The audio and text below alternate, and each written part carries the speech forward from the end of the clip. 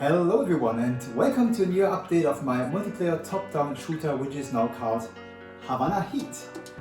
Yes, it's not called And Remember Respect is Everything anymore because, let's be honest, the name wasn't really good in the beginning. I like the hints to the original GTA 2 game, but yeah, it's a bit long and clunky name, so I was in search for a new one and now it's called Havana Heat. And I hope you like this as much as I do. It's been a while since the last update of the last video, which is kind of normal here on my channel, but I do have a couple of updates that I wanted to share with you, because not only the name is new, but there's a couple of other things as well. First of all, I brought back the 3D main menu. In the last video I kind of said that I exchanged it temporarily with the 2D version of this, which was a bit easier to maintain and adjust. But I quickly figured out that I really like the 3D one a lot better, and so it's back again. I polished it a bit, and most importantly I think I added a bit more functionality. So now here in the options sections you can not only set your player name, you can also choose a player image, you can set graphics and audio settings, and yeah, I think it makes it a lot easier to use.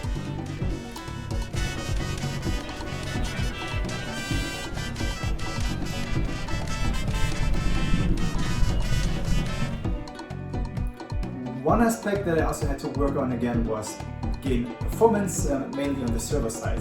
So the game is designed that you can run a dedicated server where other players can join in, and I thought that this was running well around the beginning of the year, but figured out that it doesn't, and here's a clip from kind of a game test sessions earlier this year. You just see that the performance was terrible even with just one player joining the server. And I did two things. One, I kind of reworked a couple of my networking codes to make things easier there on the server side. Just changing also the server infrastructure from going from a virtual private server to a virtual dedicated server. And this helped a lot, and when the server now just has a bit more power and has dedicated resources.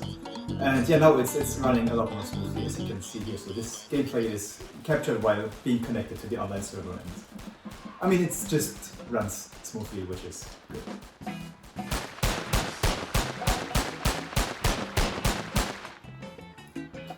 Then I also went to redesign the user interface a bit. At the beginning, the user interface was just kind of like a mere placeholder, and now I'm getting more and more to a version that I actually also like. It looks nice and I think brings also the usability that I want to have. So now you have also the indications for the vehicle names, and you have indications for what buttons to press when you want to enter a car. But besides to the user interface, there's also more content changes in the levels. There's a handful of new vehicles and more are in the pipeline and will come step by step. But I think this makes it already a bit more fun, and they also start to drive differently. The cars before, they just look differently, but they had kind of like the same vehicle settings, and now I kind of make them drive a bit more slowly and drifty when they kind of like this big funky pickup things, or a bit more sports car like these here. Then I also added new buildings, a new industry section, which also wasn't there before in the level, and this is also kind of an adaptation of the original tiny town layout in the GTA 2 map.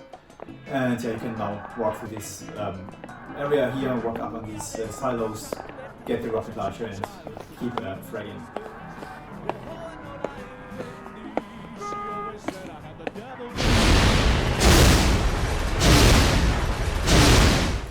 And also for these buildings here, I adapted a new approach for building these. Before, for these old buildings that you can see here, they were kind of built in one thing in Blender and then just brought over to Godot, thrown on the material, and that's basically that.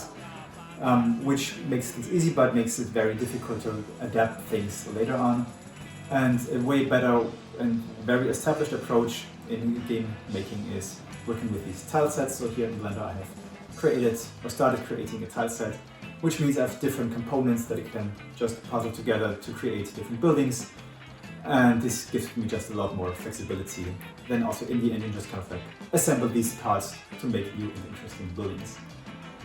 The things that you see here, they are kind of still placeholders, or no, not placeholders anymore, but they are not yet finished. I just kind of like need to get used to this workflow a bit better and kind of like make my way step by step, but I will definitely include more details to these buildings to make them look a bit more interesting.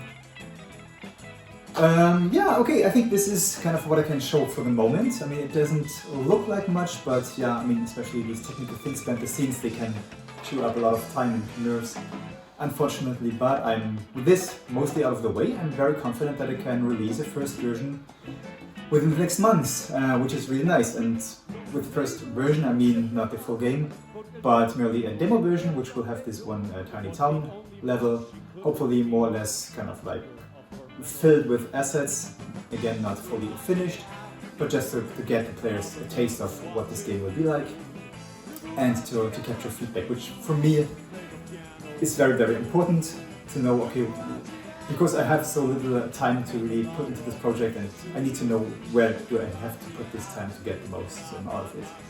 So I really want to bring out a demo version very soon, and yeah, capture this feedback and then keep developing and bring it to a better and better stage, step by step.